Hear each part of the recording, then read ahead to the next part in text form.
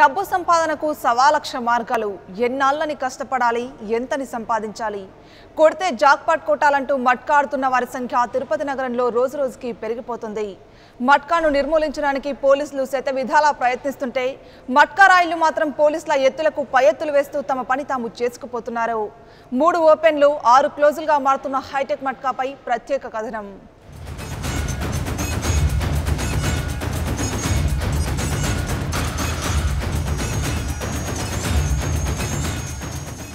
శతకోటి దరిద్రాలకు అనంతకోటి ఉపాయాలు ఈ నానుడిని తిరుపతిలో మట్కా నిర్వాహకులు అక్షరాలా అమలు చేస్తున్నారు.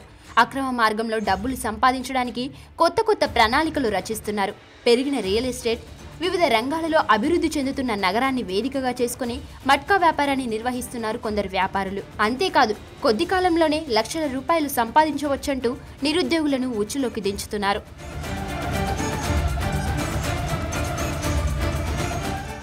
జిల్లాలోని శ్రీకాళహస్తి, కుప్పం, చిత్తూరు, మదనపల్లి పట్టణాలతో పాటు కడప, కర్నూలు, అనంతపురం, బళ్ళారి జిల్లాల్లో అక్రమ కార్యకలాపాలను కొనసాగిస్తూనే ఉన్నారు. వీరి అక్రమ వ్యాపారానికి కొందరు పోలీసుల అండ కూడా తోడవడంతో మట్కా దందా యథేచ్ఛగా కొనసాగుతుందని తిరుపతి వాసులు ఆరోపిస్తున్నారు. పోలీసుల పాత్రపై ఆరోపణలు రావడంతో పోలీసులు మట్కా ఆడుతున్న వారిపై కఠిన చర్యలు తీసుకునేందుకు రంగం సిద్ధం చేశారు.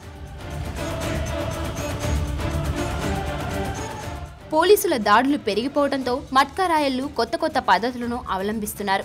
గతంలో మట్కాను ఓ పట్టీలో రాసి అసలు పేపర్ను జూదర్లకు ఇచ్చి కార్బన్ పేపర్ బీటర్ల దగ్గర ఉంచేవారు.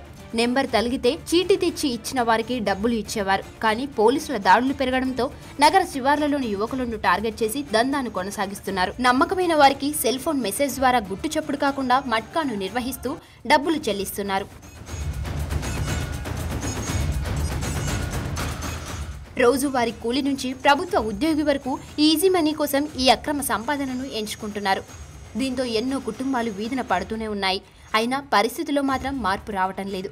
పోలీసుల ఎత్తులకు పై ఎత్తులు వేస్తూ నిర్వాహకులు తప్పించుకుంటున్నారు. అమాయకులైన బీటర్లు మాత్రం పోలీసుల వలలో చిక్కుతున్నారు. ఈ విషయంలో పోలీసుల పాత్రపై అనేక అనుమానాలు వ్యక్తమవుతున్నాయి. ఈ మట్కా భూతం వల్ల ఇప్పటికే ఎన్నో కుటుంబాలు నాశనమయ్యాయని, ఇప్పటికైనా పోలీసులు చొరవ తీసుకోవాలని స్థానికులు కోరుతున్నారు. మట్కా నిర్వాహకులపై కఠిన చర్యలు తీసుకుని ఈ మట్కా భూతాన్ని సమూలంగా నాశనం చేయాలని తిరుపతి వాసులు డిమాండ్ చేస్తున్నారు.